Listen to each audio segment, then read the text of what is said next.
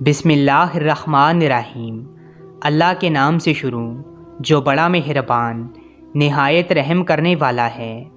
7 سال کی تھی وہ جب اس کے سگے چچا نے اسے اپنی حوض کا پانی نکالنے کے لیے جنسی زیادتی کا نشانہ بنا دیا تھا۔ جب 11 سال کی ہوئی تو چچا کے بیٹے نے اسے ساری رات کسی وحشی درندے کی طرح نوچ کھایا تھا۔ 16 سال کی ہوئی تو اس کے سگے باپ نے اسے جسم فروشی کرنے پر مجبور کر دیا تھا۔ اس کا اپنا باپ ہی اس کے جسم کی کمائی کھاتا رہا۔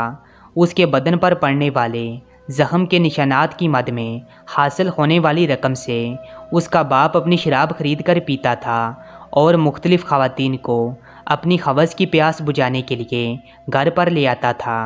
فیس بک پر ایک گروپ میں میرے کچھ کمنٹس دیکھ کر اس نے مجھے فرینڈ ریکویسٹ بھیجی تھی جو کچھ دن تک انتظار والی فہرست میں موجود رہی۔ اس کے بعد اس نے مجھے ان باکس میں میسیج ریکویسٹ بھیجی تو مختصر بات ہونے کے بعد مجھ سے میرا واٹس ایپ نمبر مانگ لیا۔ شدید ڈپریشن کا شکار تھی اور کونسلنگ چاہتی تھی۔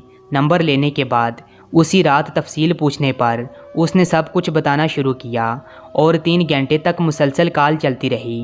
اس کی کپکپاتی ہوئی آواز سے واضح ہو رہا تھا کہ سب کچھ بتاتے ہوئے وہ کس تکلیف سے گزر رہی تھی۔ اسی دوران اس نے مجھ سے کہا، سوری وسیم صاحب، میں نے وقت کا بھی خیال نہیں کیا اور آپ کی فیس تک نہیں پوچھی۔ میں نے کہا، میں کسی مجبور یا ضرورت مند سے کوئی چارجز نہیں لیتا، مجھے بس یہ بتائیں کہ آپ کیسا محسوس کر رہی ہیں۔ مجھے ایسا لگ رہا ہے سر کہ جیسے کسی نے میرے اندر سے بہت سارا درد نچوڑ لیا ہو۔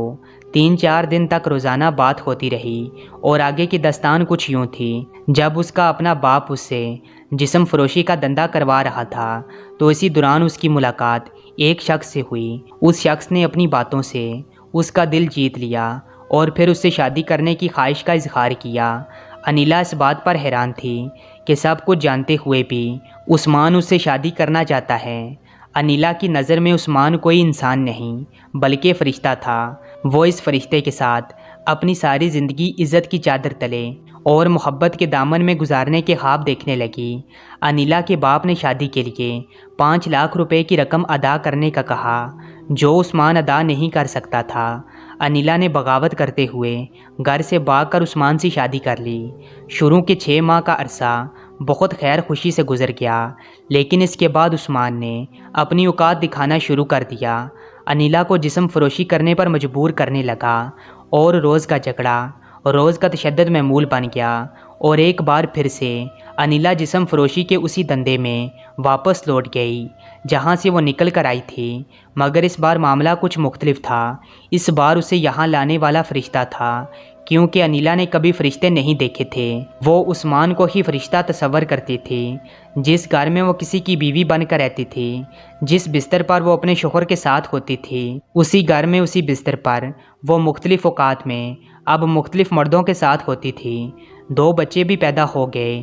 اب وہ 2 بچوں کی ماں ہونے کے ساتھ ساتھ ایک بیوی بھی تھی، لیکن اب بھی جسم فروشی کے بازار کا راستہ ہی اس کا راستہ تھا۔ انیلا کا شوہر انیلا کو اپنے کسٹمرز کے ساتھ بستر کے لمحات میں چھپ چھپ کر دیکھا کرتا تھا اور اس طرح عثمان کو لذت ملتی تھی۔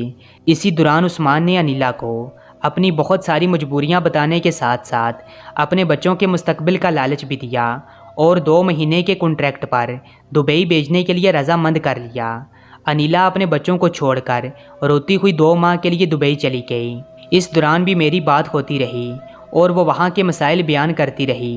نہ دن کو سکون تھا، نہ رات کو کوئی قرار تھا۔ ایک دن مجھے یاد ہے کہ وہ شدید بیمار تھی، لیکن پھر بھی ہر 5 منٹ بعد یا گھنٹے بعد کوئی کسٹمر آ جاتا اور وہ کال کاٹ کر چلی جاتی تھی۔ میں نے آرام کرنے کا مشورہ دیا تو کہنے لگی، آرام تو اب قبر میں اترنے کے بعد ہی مل سکتا ہے، بلکہ تب بھی مشکل ہے کیونکہ گناہوں کی ایک طویل فہرست ہے۔ ایک دن مجھے میسیج آیا کہ وسیم صاحب ابھی بات ہو سکتی ہے۔ میں نے مصروفیت کی وجہ سے معذرت کرنا چاہا، لیکن اس نے خدا کا واسطہ دیا تو میں سمجھ گیا کہ ضرور کوئی بڑی پریشانی ہے۔ میں نے خود ہی کال کر لی۔ روتے ہوئے بتانے لگی، میں یہاں جس کے قرضے اتارنے آئی ہوں وہ وہاں میرے ہی بستر پر دوسری خواتین کو لا کر عیاشی کر رہا ہے۔ جو مرضی کرتا، کم از کم مجھے تصاویر اور ویڈیوز تو نہ بھیجتا۔ میرے 2 بچے بھی ہیں وہاں۔ 1 घंटे तक बात होती रही और वो कुछ की देर बाद रिलैक्स हो गई, क्योंकि बात तो सारी सुनने की और तसल्ली देने की होती है। सुनने वाले कान और तसल्ली वाला लहजा बड़ी शिफा हैं। खैर वो 2 माह बाद वापस इस्लामाबाद आ गई और फिर 15-20 दिन तक हमारा कोई राब्ता नहीं हुआ। मैं कुछ दिन बाद लाहौर और फिर इस्लामाबाद के टूर के लिए रवाना हुआ। मेरा स्टेटस देखकर अनिला ने मिलने का कहा। अगले दिन हमारी मुलाकात हुई। वो चाहती थी कि उसकी ज़िंदगी पर एक मुकम्मल किताब लिखी जाए, ताकि उसकी सारी ज़िंदगी का दर्द उस एक किताब में समा जाए, जो मेरी नज़र में मुमकिन नहीं था, क्योंकि मुझे लगता है दरिया को तो कुएं में बंद किया जा सकता है, लेकिन एक इंसान और ख़ास तौर पर एक तवाइफ के दर्द को एक किताब में बंद नहीं किया जा सकता। कैफ़े पर चाय पीते वक्त कहने लगी, वसीम साहब, यहाँ बहुत से लोग मुझे जानते हैं, तो आपको डर नहीं लगा मुलाकात करते वक्त आपकी इज़्ज़त और मर्तबा ख़राब हो सकता है? मैंने कहा, मैंने कभी लोगों की फ़िक्र नहीं की और मैं एक इंसान हूँ। इस वक्त एक इंसान के साथ ही बैठा हूँ। लोग क्या सोचते हैं मुझे इस बात से फ़र्क नहीं पड़ता। अनिला ने जवाब दिया, मैं एक इंसान नहीं बल्कि तवाइफ हूँ। मैंने कहा, आप इंसान हैं और एक औरत हैं।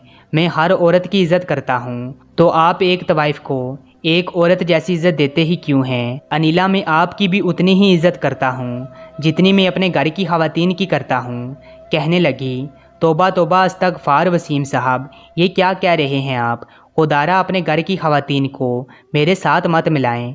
मैंने फिर से कहा, आप मेरे लिए उतनी ही काबिल एहतराम और इज़्ज़तदार हैं जितनी मेरे घर की ख़वातीन। वो ये जुमला सुनकर बहुत रोई थी और जब मैंने रोने की वजह पूछी तो कहने लगी, हमें बस गालियाँ सुनने की आदत होती है, इतने अच्छे जुमले हज़म करना बहुत मुश्किल हो जाता है।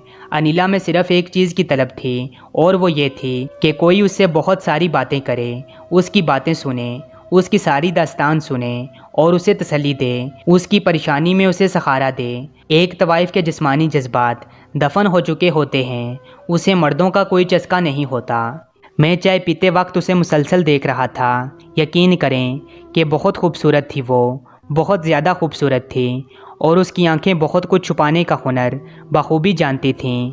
मैं चाय पीते वक्त सोच रहा था कि इतना खूबसूरत चेहरा यूं टके टके के एवज़ फ़रोख्त होने के लिए तो नहीं बनाया होगा खुदा ने, और ना अनिला ने कभी ऐसा सोचा था। लेकिन अपने ही सगे रिश्ते और हालात की गर्दिशों का तूफ़ान इंसान को कहां से कहां ले जाता है। आज के दौर में इज़्ज़त की चादर देने वाले मुहाफ़िज़ मर्द किसी नेमत और फरिश्ते से कम नहीं होते। इसके बाद अनिला से मेरी कोई बात नहीं हुई, उसने कोई राब्ता नहीं किया। कुछ दिन बाद मैंने राब्ता करने की कोशिश की तो नंबर ऑफ था और व्हाट्सएप और फेसबुक से मुझे ब्लॉक कर दिया गया था। मुझे अनिला की वो बात याद आई, मैं आपसे सिर्फ़ एक बार मिलना चाहती हूँ। जिस दिन मेरी ये ख्वाहिश पूरी हो गई तो मैं आपसे फिर कभी राब्ता नहीं करूँगी।